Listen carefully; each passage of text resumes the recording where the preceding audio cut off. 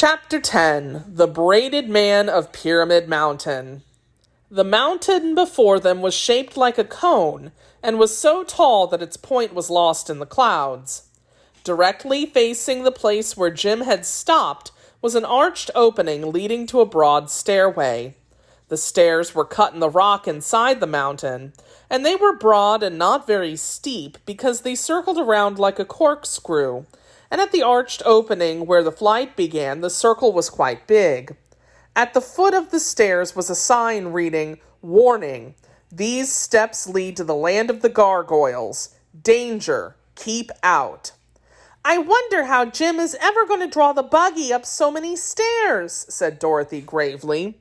"No trouble at all," declared the horse with a contemptuous neigh. "Still, I don't care to drag any passengers. You'll all have to walk."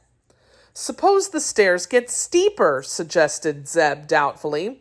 "Then you'll have to boost the buggy wheels, that's all," answered Jim. "We'll try it anyway," said the wizard. "It's the only way to get out of the Valley of Voe." So they began to ascend the stairs, Dorothy and the wizard first, Jim next, drawing the buggy, and then Zeb to watch that nothing happened to the harness. The light was dim, and soon they mounted into total darkness, so that the wizard was obliged to get out his lanterns to light the way. But this enabled them to proceed steadily until they came to a landing where there was a rift in the side of the mountain that let in both light and air. Looking through the openings, they could see the Valley of Voe lying far below them, the cottages seeming like toy houses from that distance.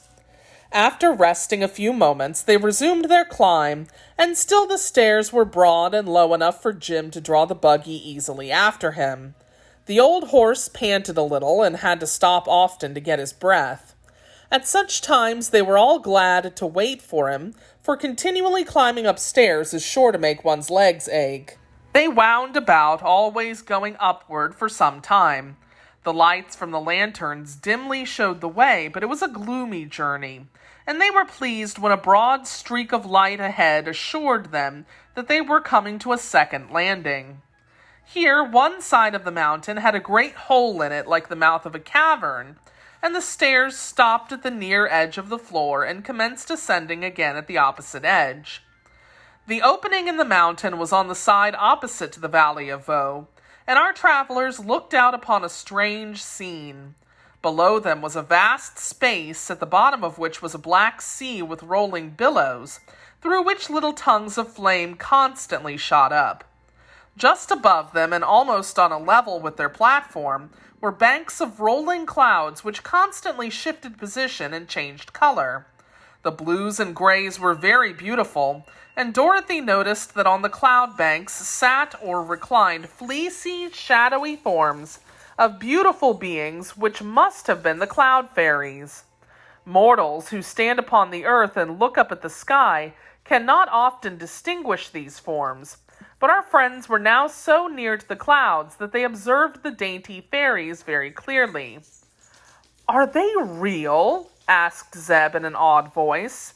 "Of course," replied Dorothy softly. "They are the cloud fairies." "They seem like open work," remarked the boy, gazing intently. "If I should squeeze one, there wouldn't be anything left of it." In the open space between the clouds and the black, bubbling sea far beneath could be seen an occasional strange bird winging its way swiftly through the air. These birds were of enormous size and reminded Zeb of the rocks he had read about in the Arabian Nights.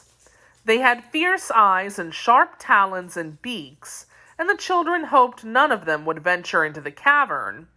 "Well, I declare," suddenly exclaimed the little wizard, "what in the world is this?"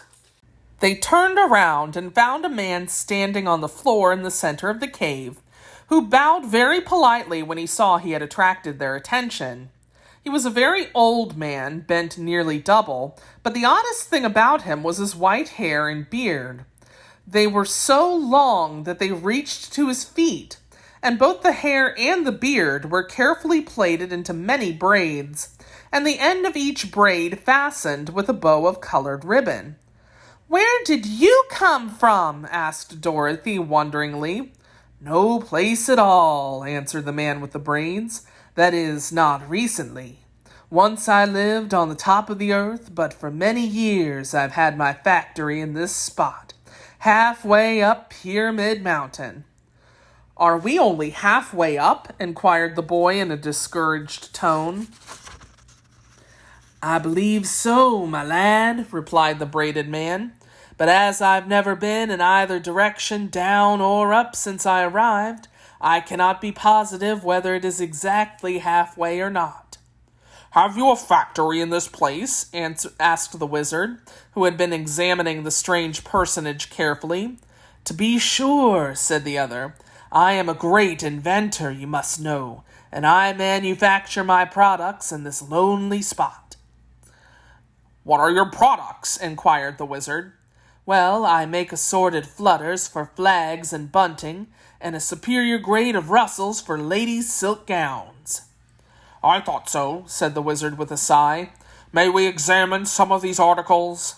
Yes, indeed. Come into my shop, please. And the braided man turned and led the way into a smaller cave, where he evidently lived.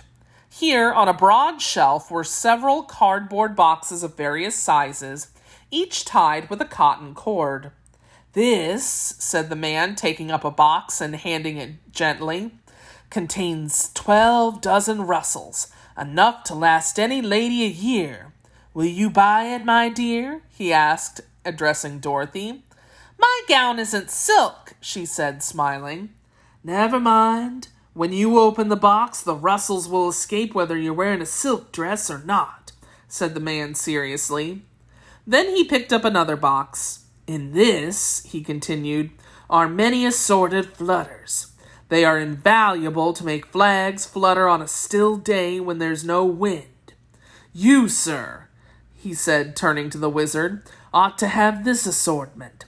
Once you've tried my goods, I'm sure you will never be without them. I have no money with me, said the wizard evasively. I do not want money, returned the braided man, for I could not spend it in this deserted place if I had it. But I would like very much a blue hair ribbon. You'll notice my braids are tied with yellow, pink, brown, red, green, white, and black, but I have no blue ribbon. I'll get you one, cried Dorothy, who was sorry for the poor man. So she ran back to the buggy and took from her suitcase a pretty blue ribbon. It did her good to see how the braided man's eyes sparkled when he received this treasure. You have made me very, very happy, my dear, he exclaimed, and then he insisted on the wizard taking the box of flutters and the little girl accepting the box of rustles. You may need them sometime, he said, and there's really no use in my manufacturing these things unless somebody uses them. Why did you leave the surface of the earth? Inquired the wizard. I could not help it. It is a sad story, but if you will try to restrain your tears, I will tell you about it. On Earth, I was a manufacturer of imported holes for American Swiss cheese, and I will acknowledge that I supplied a superior article, which was in great demand.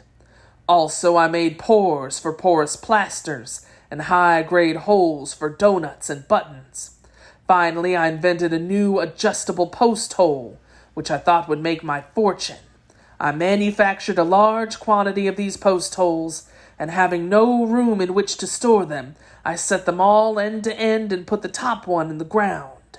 That made an extraordinary long hole, as you may imagine, and it reached far down into the earth, and as I leaned over it to try to see the bottom, I lost my balance and tumbled in.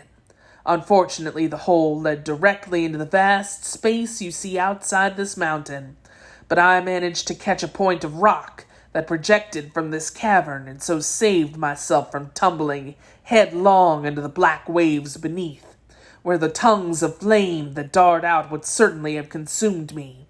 Here, then, I made my home, and although it is a lonely place, I amuse myself making rustles and flutters, and so get along very nicely.